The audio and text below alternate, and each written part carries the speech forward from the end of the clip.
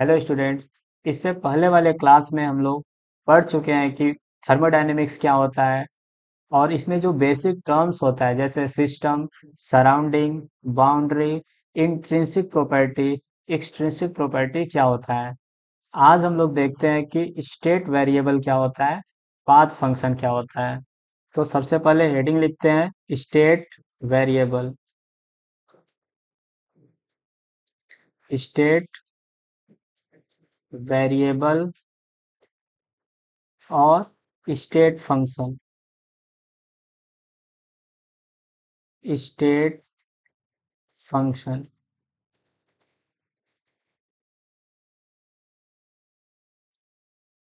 तो देखो, थर्मोडायनेमिक के स्टेट को बताने के लिए हम हमें कुछ ना कुछ मेजरेबल क्वांटिटी चाहिए, जैसे टेम्परेचर, प्रेशर। तो इस मेजरेबल क्वांटिटी को हम लोग क्या बोलते हैं, स्टेट फंक्शन या स्टेट वेरिएबल। तो लिख लेते हैं, we required some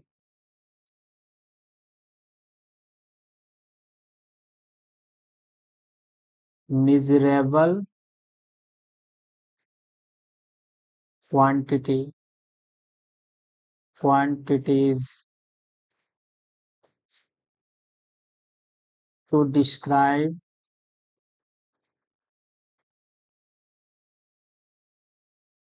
to, to describe the state of thermodynamic system. जो भी हम लोग थर्मोडायनेमिक सिस्टम लेंगे उसके स्टेट को बताने के लिए क्या किसकी जरूरत पड़ेगी, कुछ मेजरेबल क्वांटिटी की जरूरत पड़ेगी और उसी को क्या बोलेंगे, स्टेट वेरिएबल। तो लिखेंगे, they are called state variable. They are called state variable या state function.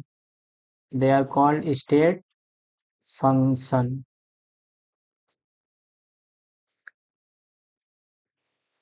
For example, temperature, pressure, volume, internal energy,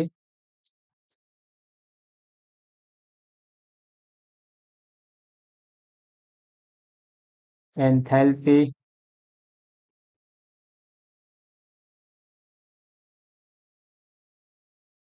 gives energy.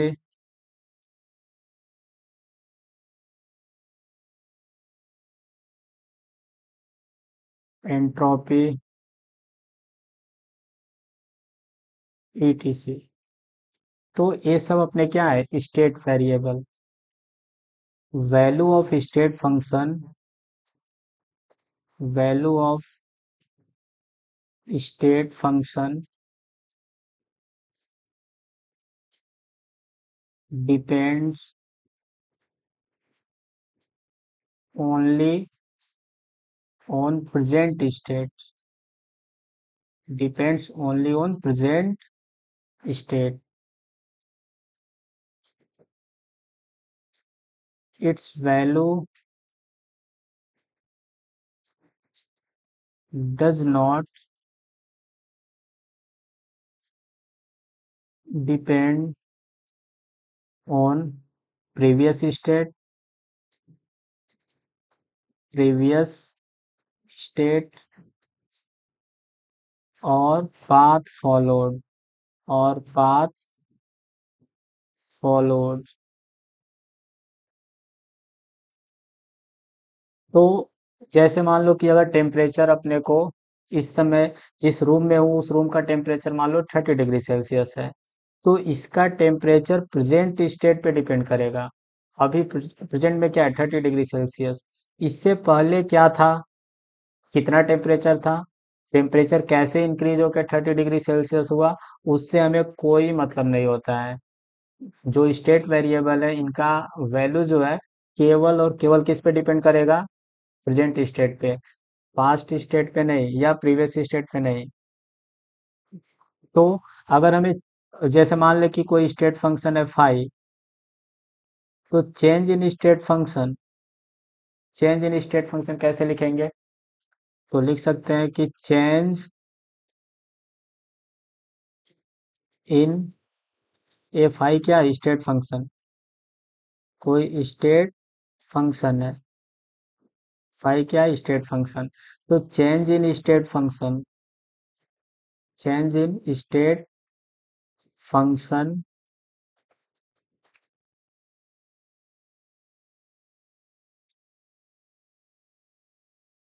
Depend only on initial state, only on initial state and final state. जैसे phi हमने क्या माना, in general state function माना, तो delta phi कैसे लिखेंगे? Delta phi, इसका integration करेंगे, डेल्टा फाई का इंटीग्रेशन, अगर डेल्टा फाई निकालना है तो डी फाई को इंटीग्रेट करो, कहाँ से कहाँ तक, फाई इनिशियल से फाई फाइनल तक।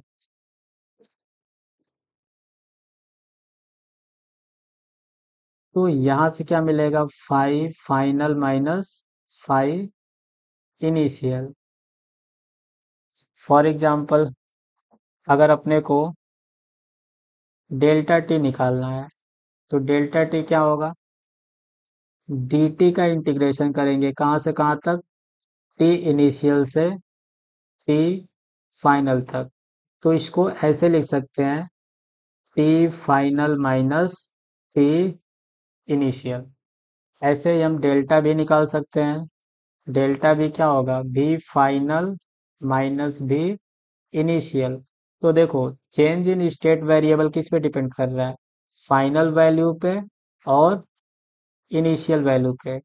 तो इनिशियल और फाइनल स्टेट पे सिर्फ डिपेंड करेगा।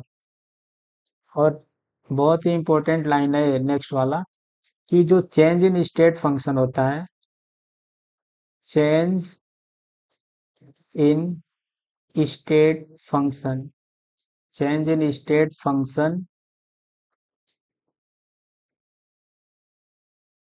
Is not a state function, is not is not a state function.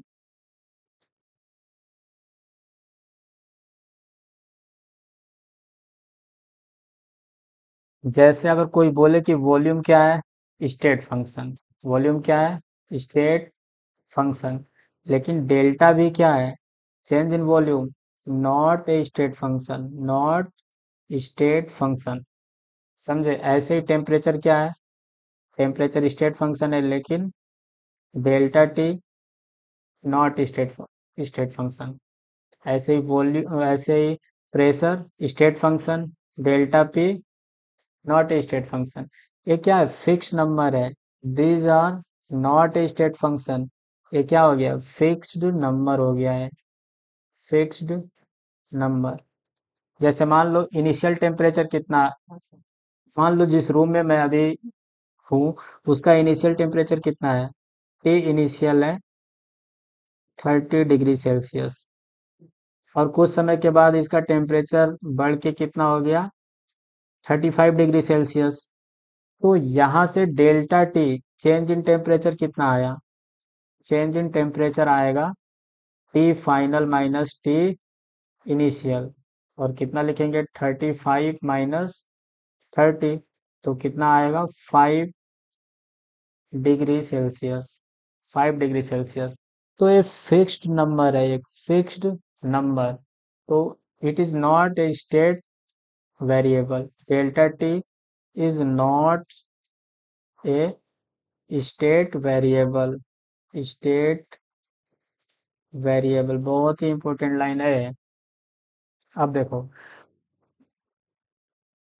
Next point क्या है इसमें, साइक्लिक इंटीग्रेशन अगर स्टेट वेरिएबल का साइक्लिक इंटीग्रेशन करते हैं, मान लो ये अपना जो डी फाई है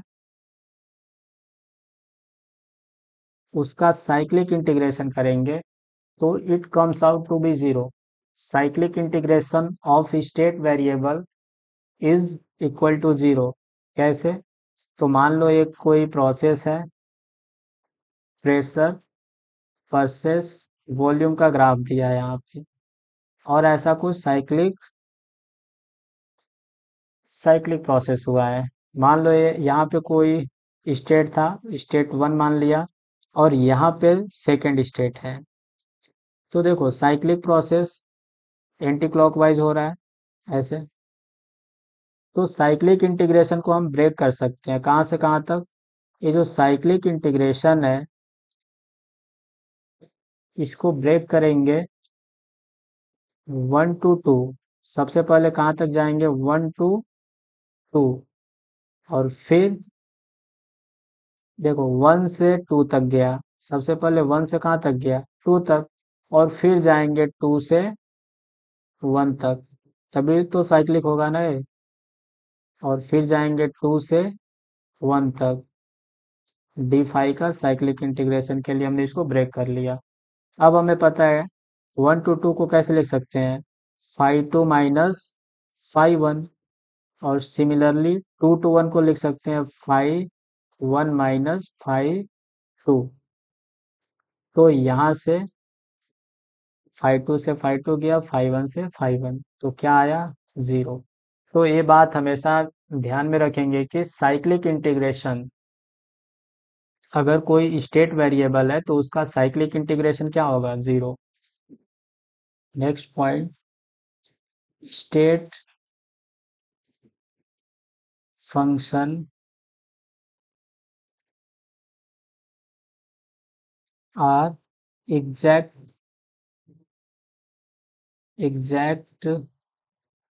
differential.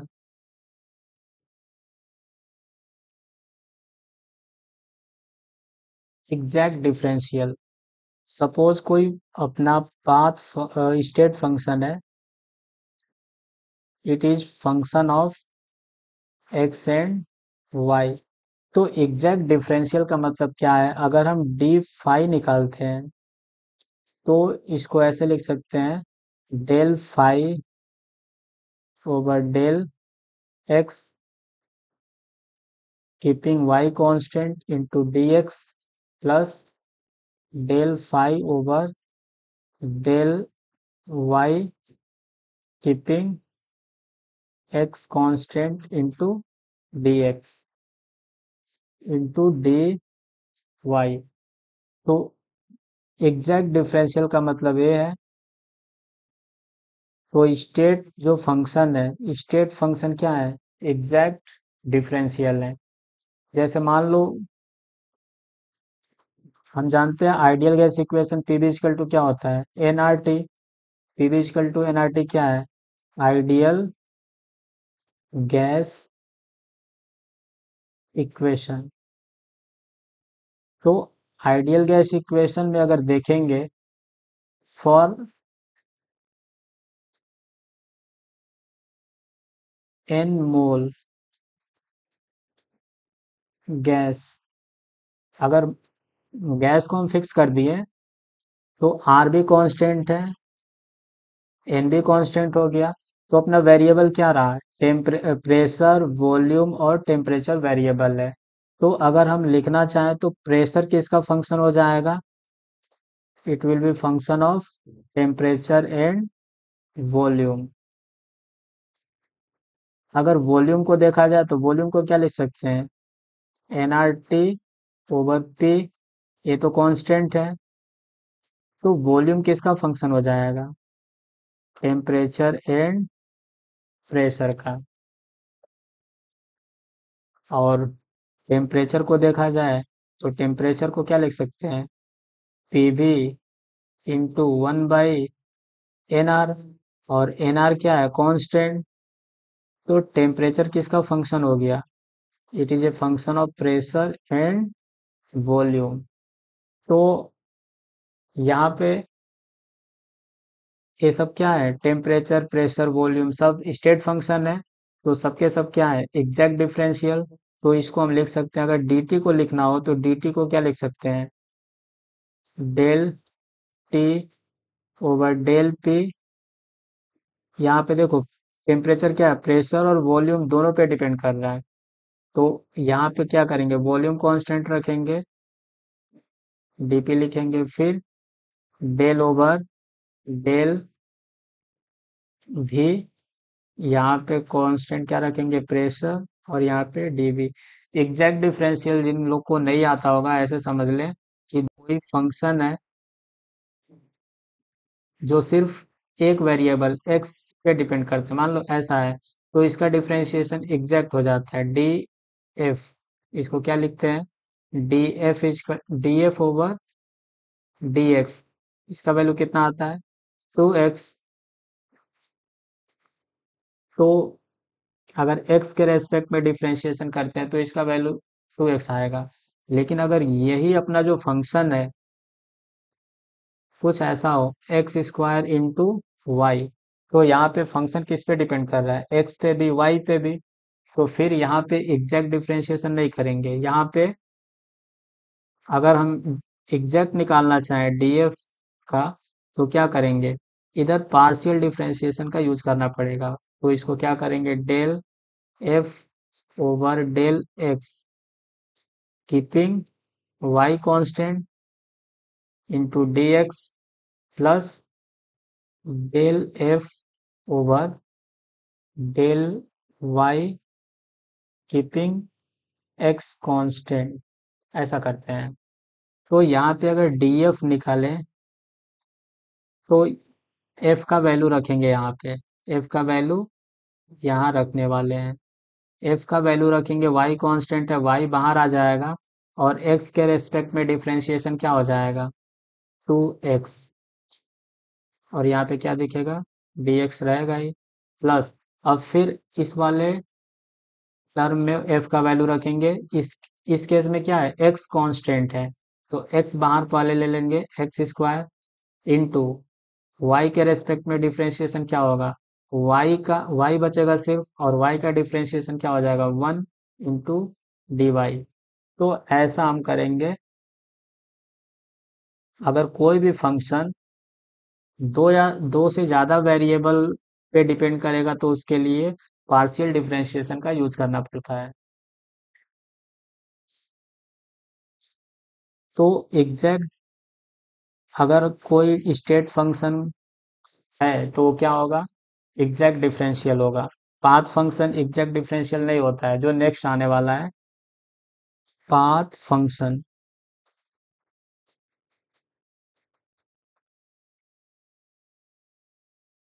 Path function, those variable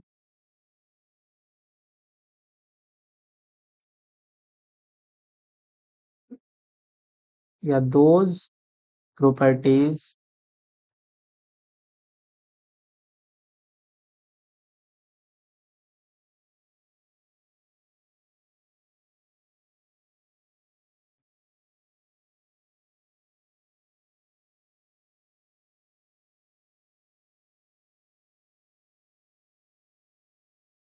path function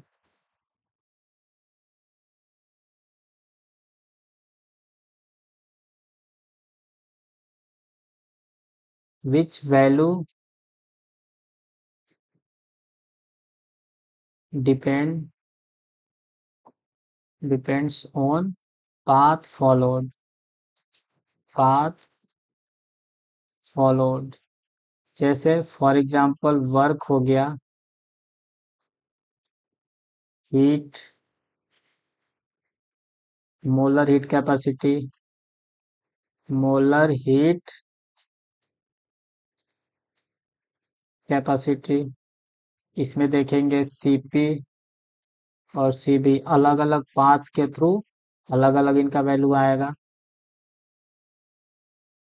तो यहाँ पे अगर हम वर्क का सिंबल W लिखे तो इसमें चेंज हम ऐसे नहीं लिख सकते हैं, delta W equal to W final minus W initial, ये रॉन्ग है। चेंज नहीं निकाल सकते इसमें। Delta Q, delta Q, Q final minus Q initial, ऐसा नहीं कर सकते हैं। तो ये रहा पाथ फंक्शन और स्टेट फंक्शन क्या होता है। नेक्स्ट हम लोग देखते हैं कि प्रोसेस। थर्मोडायनेमिक में बहुत सारे प्रोसेस अपने को पढ़ना है। तो प्रोसेस है क्या? प्रोसेस, तो देखो कोई भी थर्मोडायनेमिक स्टेट में अगर चेंज करना है तो जिस पाथ के थ्रू चेंज लाएंगे उसी को क्या बोलेंगे? प्रोसेस। तो लिख सकते हैं पाथ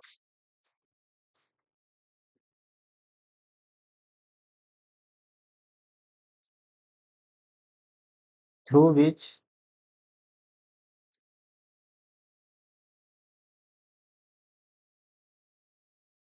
थर्मोडायनेमिक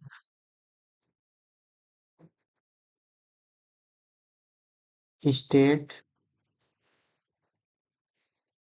इज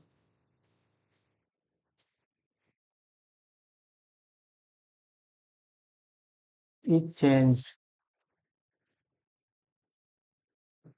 तो जो भी पाथ हम अप्लाई करेंगे, जो भी प्रोसेस अप्लाई करेंगे किसी भी थर्मोडायनेमिक स्टेट को चेंज करने में, तो उसको क्या बोलेंगे? प्रोसेस। फॉर एग्जांपल हम बोल सकते हैं कोई प्रोसेस क्या है? आइसोबैरिक, आइसोबैरिक प्रोसेस है। तो आइसोबैरिक प्रोसेस का मतलब क्या हो गया?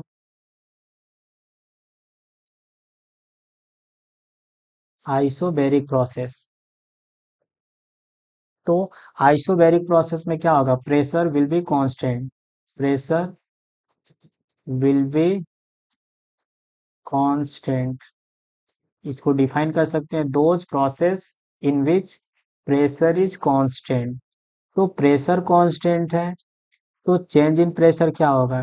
Delta P, P final minus P initial, और फाइनल और इनिशियल सेम ही है तो चेंज क्या आएगा? जीरो। अगर हम डीपी निकालते हैं स्मॉल चेंज, वो भी जीरो आता। ऐसे ही प्रोसेस अपना हो सकता है आइसो थर्मल प्रोसेस हो, आइसो थर्मल प्रोसेस। तो आइसोथर्मल प्रोसेस नाम से ही क्लियर है, जिसमें टेम्परेचर कांस्टेंट हो। Temperature will be constant, those process in which temperature is constant, temperature is constant. तो ऐसे प्रोसेस को क्या बोलेंगे? Isothermal process. इसमें डेल्टा टी क्या आएगा? Delta T will be zero and D T will be also zero. Every instant पे temperature क्या होगा? टेम्परेचर में चेंज देखेंगे तो भी जीरो आएगा। और ये क्या बताता है? एवरेज टेम्परेचर चेंज भी क्या आएगा? जीरो। नेक्स्ट अगर प्रोसेस देखा जाए तो isochoric process, isochoric process. Isochoric process क्या होगा? जिसमें वॉल्यूम कांस्टेंट हो, वॉल्यूम कांस्टेंट। सो हम डिफाइन कर सकते हैं those process which have constant volume. अगर वॉल्यूम कांस्टेंट है तो चेंज इन वॉल्यूम क्या होगा? जीरो। या फिर अगर डीबी देखोगे तो ये भी जीरो होगा। नेक्स्ट है adiabatic process, adiabatic process. Adiabatic process किसे बोलेंगे? जब हीट का एक्सचेंज जीरो हो, समझे? एक्सचेंज ऑफ देयर इज लिख सकते हैं, there is no exchange of heat, there is no exchange of heat between system and surrounding,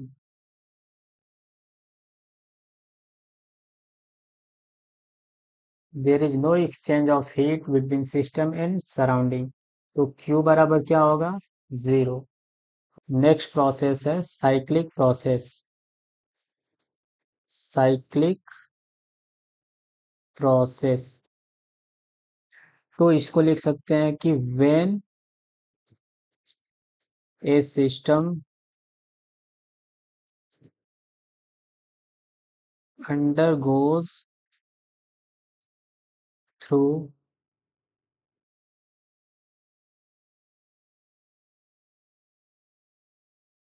different process